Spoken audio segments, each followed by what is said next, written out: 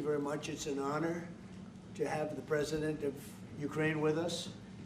We've had a lot of good discussions, a lot of good talks, and I think progress is being made, very, very substantial progress in many ways.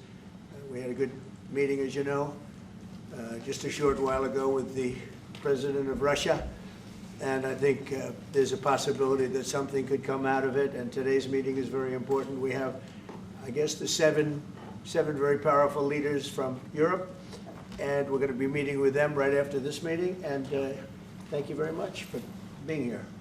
Thank you so much, Mr. President. If I can, first of all, thank you for invitation, and thank you very much for your efforts, personal efforts to stop killings and stop this war. Thank you, and using this opportunity, many thanks to your wife, First Lady of the United States.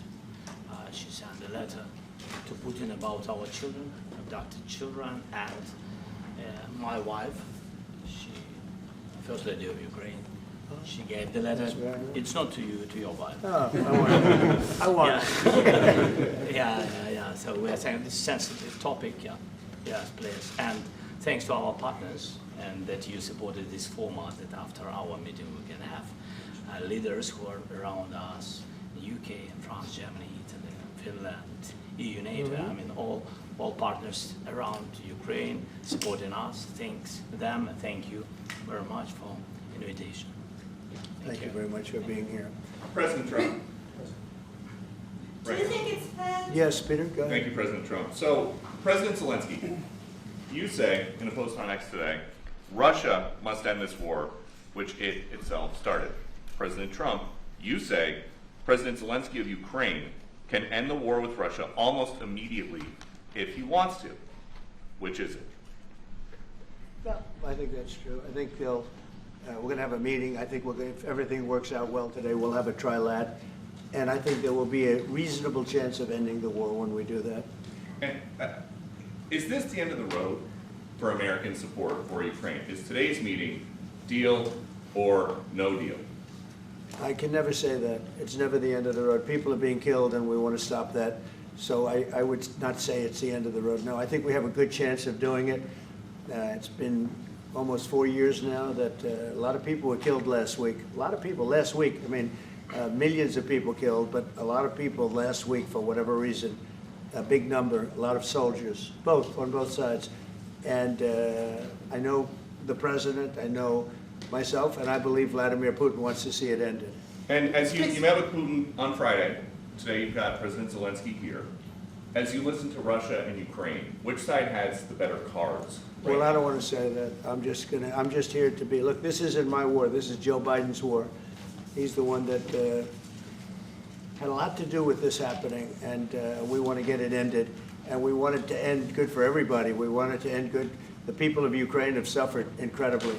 And to that point, President Zelensky, are you prepared to keep sending Ukrainian troops to their deaths for another couple years, or are you going to agree to redraw the maps? Thank you for your question. So, first of all, we live under each day attacks. That today have been a lot of attacks and a lot of wounded people, and the child was dead, small one year and a half. So we need to stop this war, to stop Russia, and we need support American and European partners. And we will do our best for this. So, and I think we show that we are strong people, and we supported the idea of the United States, personally of President Trump, to stop this war, to make a diplomatic way of finishing this war. And we are ready for trilateral, as President said. This is a good signal about trilateral. I think this is very good. Thank you. Mr. President,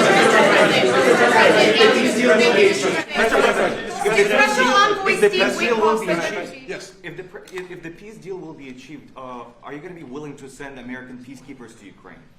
Well, we're going to work with Ukraine. We're going to work with everybody, and we're going to make sure that if there's peace, the peace is going to stay long term. This is very long term. We're not talking about a 2-year peace and then we end up in this mess again.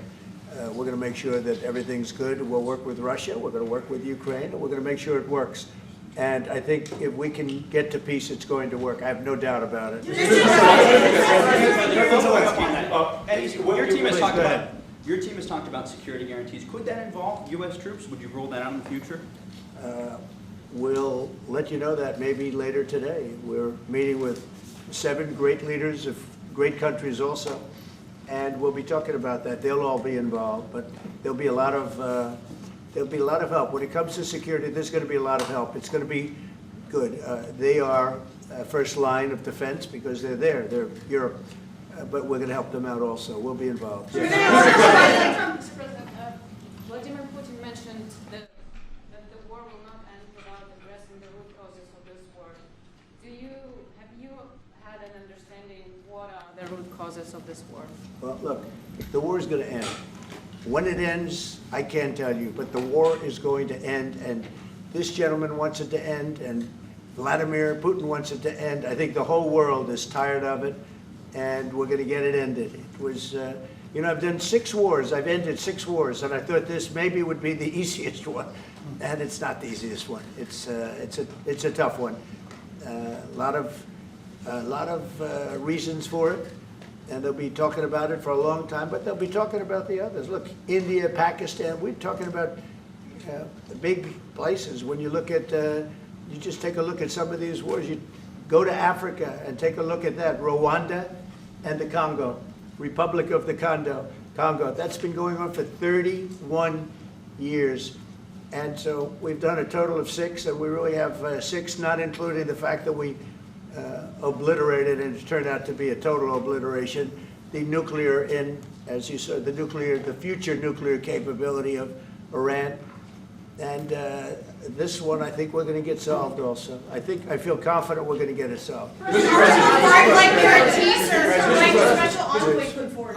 Thank you, Mr. President. Can you tell us about your conversations with European leaders and what they need to see to support an end to the war? Yeah, well, we're going to be meeting with a great representative group and 7 very powerful, very big countries and great people, all friends of mine and friends of yours. And we're going to have some suggestions made. They want to see peace. They would like to see peace. President Trump, when in Russia, you said last In night the red, in the red. President Trump, do you think it's fair to, for Ukraine and for Russia to achieve a lasting and durable peace if Ukraine cedes its territories that Russia hasn't yet conquered? Do you think it's a fair peace for Ukraine? We're going to have a lasting peace. Just to answer the first part of your question, we're going to have a lasting peace. I hope it's going to be immediately. I hope it doesn't have to go on. And I think people of the whole world is going to be very happy when that's announced. Yeah, please. Mr. President, you posted on social media, Mr. President, a very touching letter from the First Lady, and the letter was hand-delivered to President Putin, and it calls for an end to the war, essentially, because of the children and the children's future. Why did the First Lady feel that letter was necessary? Was it because she believes that Mr. Putin is the aggressor in the war? Is a similar letter being hand-delivered to President Zelensky? So the First Lady felt very strongly. She's watched the same thing that you watch and that I watch. I see things that you don't get to see, and it's horrible. But when she's got a great love of children, she has a wonderful son that she loves, probably more than anybody, including me. I hate to say it, but she loves her son. She loves children, and she hates to see something like this happening. And that goes for other wars too. I mean, she sees the heartbreak, the parents, the funerals that you see on television. Always funerals. We want to see something other than funerals. No, she felt. It was a beautiful letter. It was very well received by him. And she did ask me to say, you know, she would love to see this end. She would love to see it end. And she says it very openly, very proudly, and with great sorrow because so many people have been killed. Mr. President, last week, Brian, go ahead, Brian. Yes, sir. I've got a question for each of you. Yes. First of all, Mr. President Zelensky, you look fabulous in that suit. I said the same thing. Yeah, you look good. I said the same thing. Yeah, looks good on I you. said the one that attacked you last time. See, now he's I remember that. Yeah, I apologize to you. You look wonderful. No, my first question for you, President Zelensky. In the same suit. You see, I changed. Maybe yours is much better than mine. Real quickly, upon peace, God willing we get peace, are you open to holding an election in your country? Yes, of course. We are open for election, yes. We have to do safety circumstances. And a little bit, we need to work in the parliament, because during the war you can't have elections, but we can do security. We need, maybe, how to say, we need a truth, yes, everywhere, in the battlefield, in the sky, in the sea, yeah, to make possible for people to do democratic, open, legal elections. So you say we're ready. during the war you can't have elections. So let me just say, 3.5 years from now, settlement, you got Moscow, St. Petersburg, and thousands of miles around them, they would say, I made a bad deal. The level of hatred and animosity is incredible. Not with all. I mean, we have great people up here. We also have terrible people up there that I think are told what to say. But, you know, in solving all of these wars, they don't even write about it. You know, I saw major wars. I saw wars that have been going on for 31, 35, and 37, and a couple of quicker ones. One that was going to go into a full-blown deal very quickly. You know what the one I'm talking about. It was a big one. But they don't even write about that. No matter what I do, no matter what, and you know, this is not anything to do with you. It's probably to your advantage in a certain way. But no matter what I do, no matter what deal I make, from my standpoint, you'll come out good. Maybe President Putin will come out good. But they'll say, Trump was absolutely horrible. It's just that, and I've lived with that for a long time. I've lived with it since just before the first election. I used to get great publicity. Now I get the worst publicity anyone's ever gotten in office, but I won in a landslide, so that people understand. They're the only ones that count, ultimately. But I've also had great reporters. I've had journalists that are very good. But it's very sad when you do the right thing. As an example, they said, because of the fact that Vladimir Putin came to American soil, this was a tremendous defeat for Donald Trump. No, it was really wonderful that he did it. It was a hard thing for him to do, to be honest with you. It was the opposite of what they said, but they said it. Now, if he didn't come, they'd say that was also bad for Trump. You know, there's no way. And there's just a great dishonesty of the press, and I think that's why it's lost its credibility. You know, its credibility is at an all-time low. Thank you, Mr. President. Last week, you warned of what you called severe consequences if a 30-day ceasefire or any type of ceasefire were not agreed to by Russia. Will there be severe consequences? Does that change because you've been I don't meeting think with you need a President Putin? ceasefire. You know, if you look at the 6 deals that I settled this year, they were all at war. I didn't do any ceasefires. And I know that it might be good to have, but I can also understand strategically why, well, you know, one country or the other wouldn't want it. You have a ceasefire and they rebuild and rebuild and rebuild, and, you know, maybe they don't want that. But if you look at the 6 deals that we made peace, and you know, long-term, long-running wars, I didn't do any ceasefires. Would I like the concept, you know, I like the concept of a ceasefire for one reason, because you'd stop killing people immediately, as opposed to in 2 weeks or 1 week or whatever it takes. But we can work a deal where we're working on a peace deal while they're fighting. They have to fight. I wish they could stop. I'd like them to stop. But strategically, that could be a disadvantage for one side or the other. But all of these deals I made without even the mention of the words ceasefire. President Zelensky, Can you explain the decision to offer Ukraine Article 5 like security guarantees, but stop short of pushing for their full membership? Yeah, well, we haven't done anything on that yet. If you look back and you go back long before President Putin, it was always a statement that they would never allow Ukraine into NATO. So that was a statement that was made, but we haven't discussed any of that yet. We're going to be discussing it today. But we will give them very good protection, very good security. That's part of it. And the people that are waiting for us, they are, I think they're very like-minded. They want to help out also. Thank you, President. Thank you, President Are you Trump. disappointed there's no The United ceasefire, Mr. States, President? the United States has already given hundreds of billions of dollars to this war effort in Ukraine. At best, it is a stalemate, and the killing continues. So, President Trump, How much more is the United States willing to give Ukraine? And President Zelensky, how much more do you want? Well, I'll start off just by saying we're not giving anything now. We're selling weapons. This is something before, I guess the number is well over $300 billion. That was under Joe Biden, a corrupt politician, not a smart man, never was. By the way, go back 40 years, he was not a smart man 40 years ago either, but now he's in particular bad. This was done by a corrupt administration that shouldn't have been in, and frankly, if the right results of the election were given, if I were president, this war would have never taken place, and he would have been very happy, because he would have liked to have seen. I mean, they went through hell. He went through hell. This war would have never happened, and the people that were killed, a couple of million people, a lot of people with soldiers and everything else, and the people that have been displaced and forced into other areas and other countries because of what's happened, none of that would have happened. And I'm just saying that he was a horrible president, whether it was the borders or this. He was just a horrible, corrupt president. Thank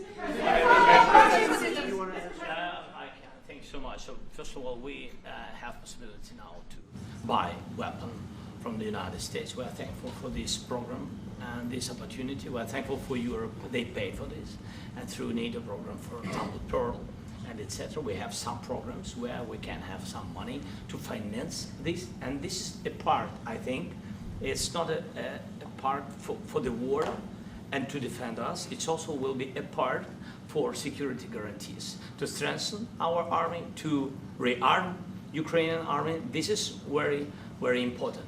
And it depends how much money we need to rearm. For example, the question of air defense, we spoke about it with President Trump, and I'm happy that we have now bilateral decisions and we work on it with production, American production. Nobody in Europe has so many air defense like Patriots, for example. We need it very much, and this is also about defending.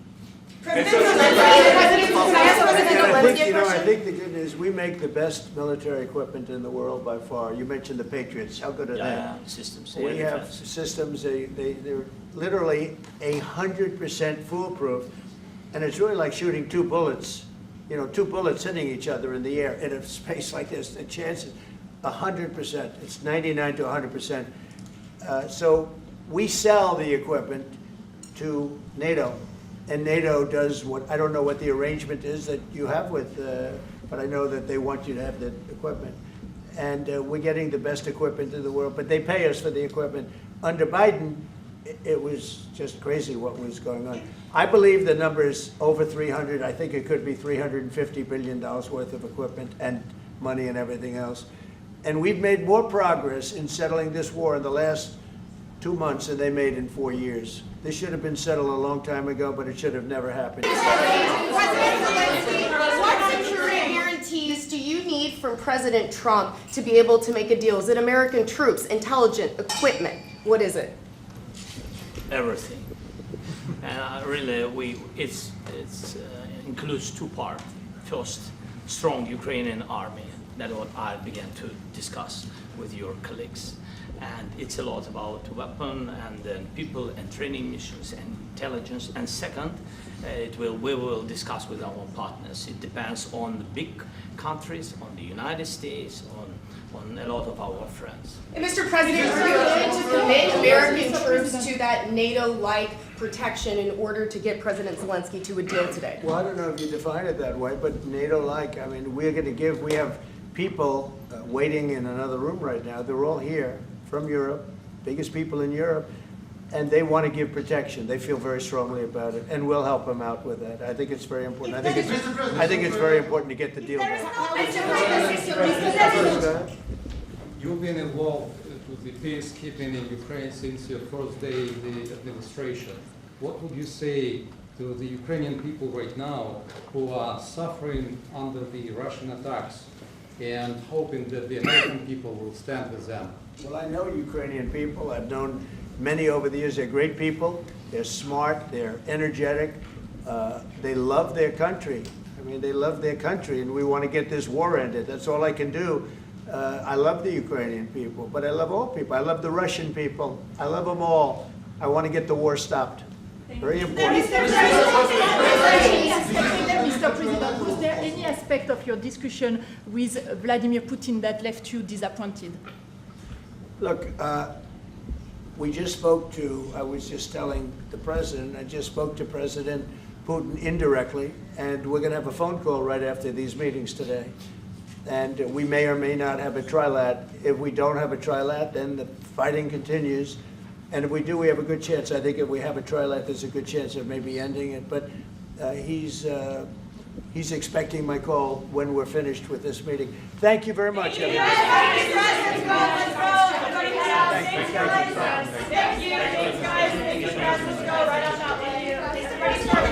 Thank you.